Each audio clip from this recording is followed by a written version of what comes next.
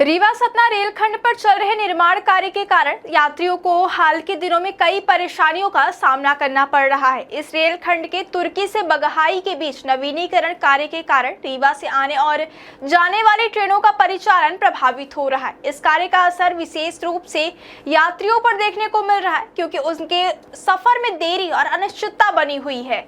शुक्रवार को ही इसका प्रत्यक्ष उदाहरण देखने को मिला, जब पुणे से रीवा आने वाली पुणे रीवा ट्रेन को हिनौता रामवन स्टेशन पर लगभग 1 घंटे तक खड़ा रहना पड़ा। इसी तरह रीवा से आनंद विहार जाने वाली सुपरफास्ट ट्रेन को भी तुर्की नह स्टेशन के लगभग 2 किलोमीटर पहले 45 मिनट से अधिक समय तक रोका गया। इन घटनाओं ने यात्रियों के लिए कठिनाइयां बढ़ा दी और उन्हें अपने सफर में अप्रत्याशित विलंब का सामना करना पड़ा। इसके अलावा रीवा इटवाई ट्रेन को भी पौने घंटे के विलंब से रीवा से रवाना किया गया, जिससे यह स्पष्ट हो गया कि इस निर्माण कार्य का असर कई प्रमुख ट्रेनों के समय पर पड़ रहा है। रेलवे अधिकारियों का अनुमान है कि इस तरह की स्थिति 23 मार्च तक बनी रह सकती है, क्योंकि क्या आपके खेत, प्लॉट या गांव में पानी की कमी है और आप सोच रहे हैं बोरवेल करवाने की? तो न्यूट्रॉन पाइप की विशाल रेंज में से एक भारत में पहली बार न्यूट्रॉन पाइप्स आपके लिए लेकर आए हैं 50 KG extra heavy duty neutron pipe, जिसमें है लोहे जैसी मजबूती, जो आपके बोरवेल को बनाए सुरक्षित और टिकाऊ। बोरवेल के लिए दमदार समाधान।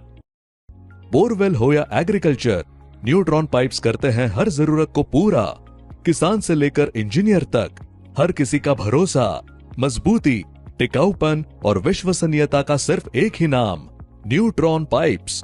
कार्य का संचालन इसी तिथि तक निर्धारित किया गया है। इस परियोजना का मुख्य उद्देश्य तुर्की से बगहाई के बीच रेल लाइन का उन्नयन और दोहरीकरण करना है। बताया गया कि इस क्षेत्र में प्री एनआई कार्य पूरी तरह से पूरा हो चुका है। प्री एनआई कार्य में मुख्यतः रेलवे पटरियों की मजबूती, जमीन का समतलीकरण और आवश्यक ढांचागत तैयारियों का कार्य शामिल था। अब इस चरण के पूरा होने के बाद एनआई कार्य शुरू हो चुका है, जो शुक्रवार से सोमवार तक चलेगा। इस दौरान रेलवे द्वारा सिग्नल सिस्टम और टर्न आउट की स्थापना की जाएगी। टर्न आउट रेलवे पटरियों का वह हिस्सा होता है जिससे ट्रेनें एक पटरी से दूसरी पटरी पर आसानी से बदल सकती है। इसके अलावा नए लगाए गए सिग्नल सिस्टम की पूरी तरह जांच की जाएगी, ताकि ट्रेनों का परिचालन सुरक्षित और समयबद्ध ढंग से हो सके।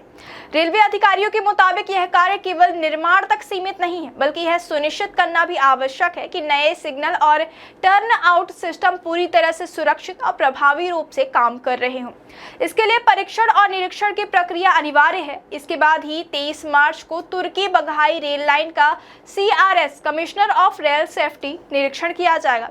सीआरएस निरीक्षण का उद्देश्य यह सुनिश्चित करना है कि नई दोहरी पटरियों और सिग्नल सिस्टम की सभी मानक सुरक्षा आवश्यकताओं के अनुरूप स्थापना की गई है और यात्रियों के लिए सुरक्षित है। इस निरीक्षण के बाद ही पूरी रेल लाइन को नियमित परिचालन के लिए खोल दिया जाएगा। यात्रियों की समस्याओं पर ध्यान देते हुए रेलवे प्रशासन ने चेतावनी दी है कि अगले 3 दिन तक यात्रा में विलंब और रुकावट सामान्य बनी रहेगी।